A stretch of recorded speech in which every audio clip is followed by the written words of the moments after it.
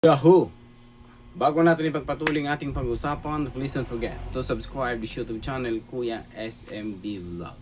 Ngayon mga kadalis Frankie, ating pag-uusapan regarding po doon na may nakarating kay Kuya SMB na bali-balita na may iniiwasan si Daddy Frankie na pinopromote niya dati na reactor niya. Dahil unang-una, Daddy Frankie hindi niya expect na magagawa ito sa kanya. Respeto man lang sa kanyang community. Pero hindi nidma lang niya kasi pinairal niya ang kanyang sariling kapakanan sa kanyang community. May nakarating kay Kuya SMB sa iba't ibang community ng mga grupo na big sponsor ni Daddy Frankie na nadismaya sila sobra sa isang reactor na yung word na pabida-bida ito sa kaloob ng buong community.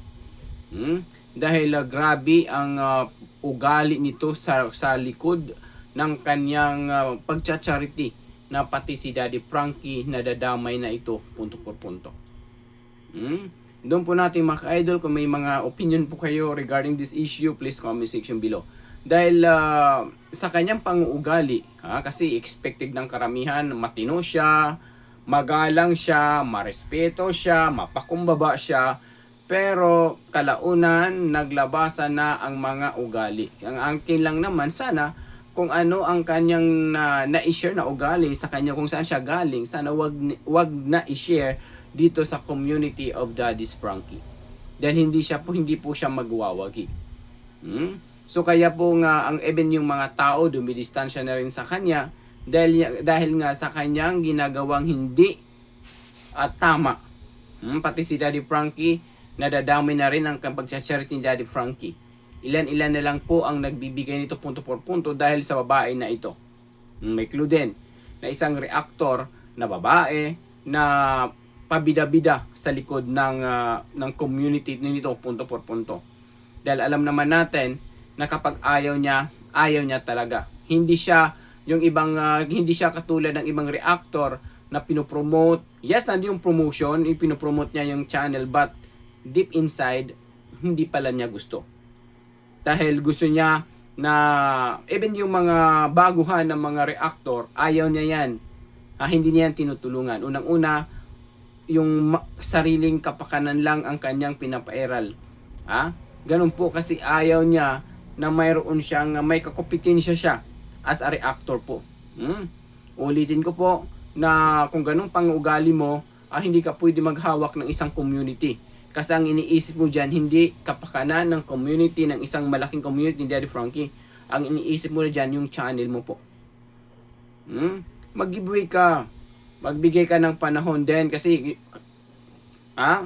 kung medyo matagal-tagal ka na dito, respetuhin mo lang din yung mga baguhan kasi katulad mo rin yan sila.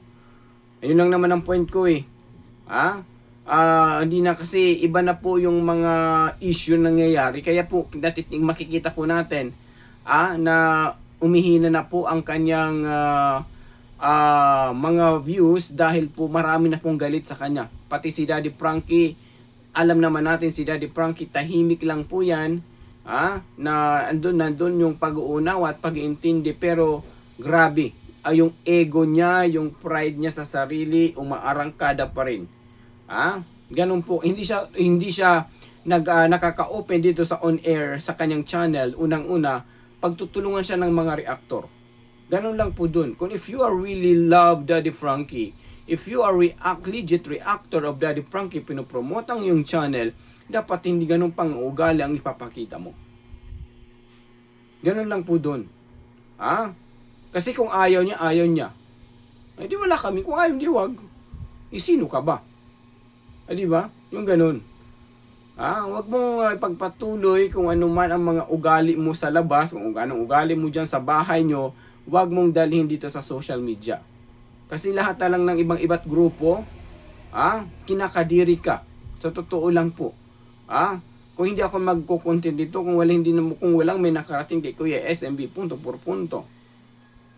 Yung kinakalaban niya, The Rise Above International, iba pa yun. May iba pa naman ng mga grupo na ayaw sa isang reactor na ito.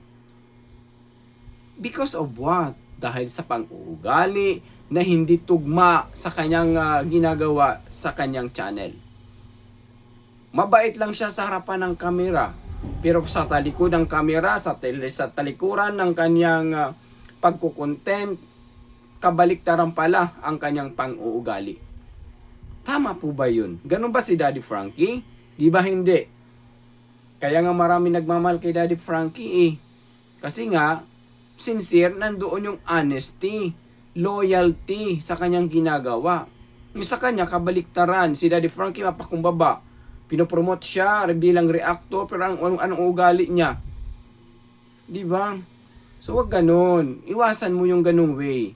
Ako hindi ito pag sabing pagko-content, yung point ko dito is iwasan mo yung ganung pang-uugali kasi hindi kita bibigyan ng oras panahon dito may content kung walang may nakarating kay Kuya SMB na hindi lang po the Rise Above International group ang ilan-ilan na iinis sa'yo. Dahil po sa ginagawa nyo po na parang pinapalabas mo doon sa labas na kinakampihan nila si Ansing. Ang inaano lang naman the Rise Above International group is balansein ang sitwasyon na hindi magkaroon ng issue si Daddy Frankie dahil nawalan ka ng respeto kay Rochelle at saka kay Daddy Frankie. Binabalanse sila ng sitwasyon. Sana hindi mo yun binibigyan ng masamang kahulugan. Kasi kung tutusin, both of you are may mistake that time. Doon po mga ka-idol, doon nagsimula na marami na po ang naiinis punto por punto na iba't ibang grupo dito sa community ni Daddy Frankie na nakarating kay Kuya SMB punto por punto.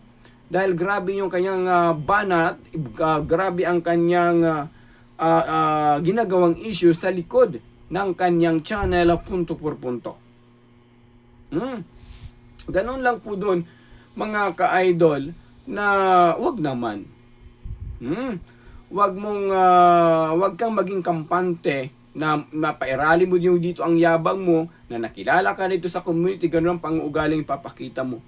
Kahit nga sila Brother BPM, ang mga matatagal na reactor dito, nandun pa rin umiiral kasi nga binabalansi ang sitwasyon. What do you mean?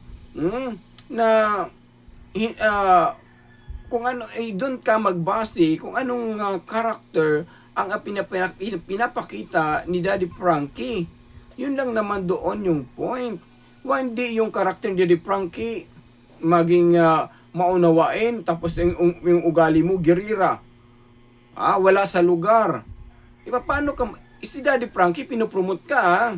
Pinopromote ang yung channel, tas gano'n pang-ugali ang ipapakita mo. Anong masasabi ng mga supporters, bigyan sponsor kay Daddy Frankie sa mga bagong papasok sa community? Na ang pinopromote ni Daddy Frankie ay isang gerera at wala sa lugar ang kanyang pang-ugali. Pride pa siya sa kanyang ginagawa sa kanyang channel. Nakala niya na tama siya lagi. Hindi, ganun lang po nun mga ka-idol. Kasi maraming naiinis po sa reactor na ito mga ka-idol na grabe ang kanyang yung pride sa sarili. Yes, andun natin may pinagmamalaki ka. So hanggang dun ka lang. Dapat limitahan mo lahat. Yung mga ginagawa mo. Ganun lang kasi ang nangyari unang-una, kinakadiri mo.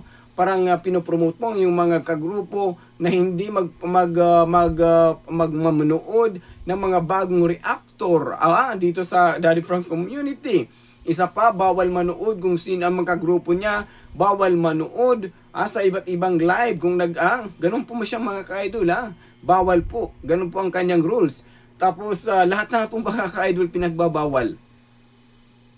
Tama po ba yun? Kung mahal mo si Daddy Frankie, hindi ganun pang ugaling pinapakita mo. Alright? The who? Ganun lang po doon. Dapat marunong kang, you are reactor, dapat marunong kang magbalanse ng sitwasyon. Hindi yung ugali mong ganun ang pinapairal mo. If you are educated person, edukado ka na pagkatao, dapat marunong ka na alam mo isang tao, halimbawa lang, alam mo isang tao baliw, papatulan mo. Halimbawa lang, papatulan mo. Di ba yung ganun? wag ganung way kasi nga ikaw lang si Daddy Frankie ang okay lang kung ikaw, okay lang. O kung sarili mo yung community, ala, sige, okay. Walang problema po doon. Pero kang problema kasi nakikikhawa ka lang kay Daddy Frankie community. Kung ayaw, kung mayroon sabi ko nga noon, kung may ayaw man sa'yo at gusto ka sa live mo, respetuhin mo yon. Dahil sa lahat ng nanonood niya, nagmamahal kay Daddy Frankie. Accept mo nang yan kasi nakikibahay ka lang. Nakikitira ka lang. Accept mo yun, hindi yung pairalin mo pa rin yung yabang mo. Pairalin pa rin yung etos palaka mo. Oo, totoo po yung mga ka-idol. Kasi di ko nga expect may ganun siya. Kasi nakikita ko sa kanya, okay lang, normal lang. Huwag na ako mga ka-idol, iba pala yung kanyang ugali sa likod ng kanyang ginagawa dito sa social media mga ka-idol. Hindi ka binabandita ka, hindi niya nagagawa banatang ka dito sa dito sa kanyang dito sa social media, sa kanyang channel dahil alam niya marami nag-aabang ng mga reactor sa kanya. Nagtitimpi lang yan mga ka-idol. Nagtitimpi lang yung ilan ng mga reactor sa ginagawa niya. Ako nagko-content ako dito kasi it's a part din yan na ikakaayos ng lahat. Kakaayos din niya kung makinig siya sa akin. Kung hindi siya makinig sa akin, okay lang din. Bahala siya sa buhay niya. Kasi marami pang nadidismaya. Ang ilan naman nagsabi, wag naman itulad niya sa ibang community kung siya galing. Wag naman itulad ng ibang community kung anong napapansin dito sa social media kasi iba kay Daddy Frankie. Bakit pinapaira pa rin niya, grabe siya mang-away sa kanyang channel punto por punto na alam naman niya yung mga nanonood sa kanya is mga tauhan ni Daddy Frankie. Kaya po mga ka-idol, marami pang naiinis. So wag po tayo magtaka mga ka-idol, na sometimes yung mga ganung way na pinopromote ako ng founder, nagiging mayabang na po ito. Nagiging kampante na hindi niya alam na ang kanya palang ginagawa, marami na ang naiinis. Lalong-lalo na ang kanyang pinapakitang pang-uugali sa labas na pinagraramot niya ang kanyang mga GC na bawal manood kung saan man at kung sino man. Dapat siya kanya lang. Di ba ang selfish? Total yung mga tao naman yun, hindi naman galing sa kanya, galing naman kay Daddy Frankie. Magpasalamat na lang siya na inaccept siya ng community ni Daddy Frankie. Ang problema, nag-iba ang kanyang pang-uugali.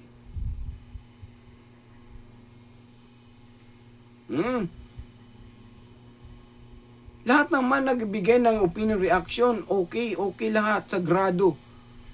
Balansiin ang sitwasyon, alang-alang kay Daddy Frankie, pero sa kanya iba. Kung ayaw sa kanya, aawayin niya, mumurahin niya.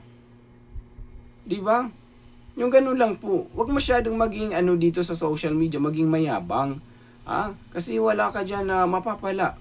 Mapapala, yung yabang saan? Kung mapera ka, mas maraming pera yung mga nagbibigay sponsor pang USA. Hindi lang ikaw ang may pera, marami din may pera.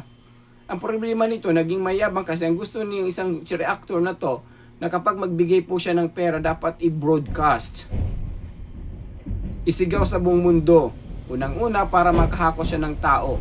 Ang problema nga, hindi naman po yun mali. Hindi yung mali ang pagtulong niya. Pero wag naman masyadong maging mayabang. Tapos mga aaway ka pa, at hindi mo na alam na makakadamage ka na ng community sa mga ginagawa mo at pinapakita mo pang ugali. Lalong-lalo na pinopromote ka ni Daddy Frankie. Di ba? Saan doon ang hustisya? Alang-alang kay Daddy Frankie. Gumagawa si Daddy Frankie ng paraan, gumagawa si Daddy Frankie na mapalawak ang community, pero may ilang reactor din naman na sarili lang kapakanan ang iniisip. Inaaway lahat ng ibang grupo, even matagal na sponsor, inaaway niya. Age, wag ganon. Sabi pa nga ng wag ganon. Dapat you are reactor, magpakita ka ng example na you are good spokesperson ni Daddy Frankie. Ganon lang po dun Okay, nandun sa you are certified na reactor. Pero naman, you are certified nga, pero ang pinapakita mo pang hindi certified, uncertified. Di ba? Mabuti pa yung mga katulad katulad namin dito, ng mga baguhan dito sa community na ito, which is, wala kaming ginagawang masama, tapos kinukontra pa. Ha? Yung ganung point. Huwag ganun. Basta if you are really love community of Daddy Frankie, marunong ka makibagay, marunong ka makisalamuha, marunong ka makibalansi ng sitwasyon. Hindi yung kung anong gusto mo, wala bira. Kung anong gusto mo, gagawin mo agad. Isipin mo muna bago ka gumawa ng hakbang. Alright? Kasi hindi po yan tama. Huwag kang again, uulitin ko, magpasalamat ka na lang dahil winilcome ka ni Daddy Frankie community. Kung hindi ka winilcome, sabi pa nga ng iba, ang bago-bago lang niya. Tapos ganyan pang pang-uugali ang pinapakita sa social media. Ganun pang pang-uugali ang pinapakita sa likod ng social media. Grabe makapagmura, grabe makabanat, wagas. Hindi po yun tama. Huwag maging plastic. Ha? Dapat maging honest, loyal ka. May word na loyalty sa community. Hindi yung nagiging feeling loyalty, feeling honest lang kapag nagharap ang kamera. Pero kung nasa likod ng kamera, mas malala pa sa demonyo. Alright? Huwag ganon. Again, sa mga bagong pasok, don't forget to subscribe sa YouTube channel. Magkaisa magtulungan para maging solido-pulido kay Daddy Frank community. Hindi yung plastic ha. Sa gabay po ninyo. Basta nakasatwiran at nasa tama, ipaglaban mo. Again, this is Kuya SMB sa mga bagong pasok. Please don't forget to subscribe this YouTube channel, Kuya SMB Vlog. Maraming salamat. Nabigyan ko na ito ng pansin mga ka-idol dahil may nakarating kay Kuya SMB na hindi lang the Rise Above International Group. May iba't bang grupo na grabe yung banat ng isang reaktor na paninira na pati si Daddy Frankie na dadamage siya rin ang pangalan dahil sa kanyang ginagawang kababuyan sa likod ng community ni Daddy Frankie. Hanggang dito na lang again. God bless, mabuhay tayong lahat and I love you all.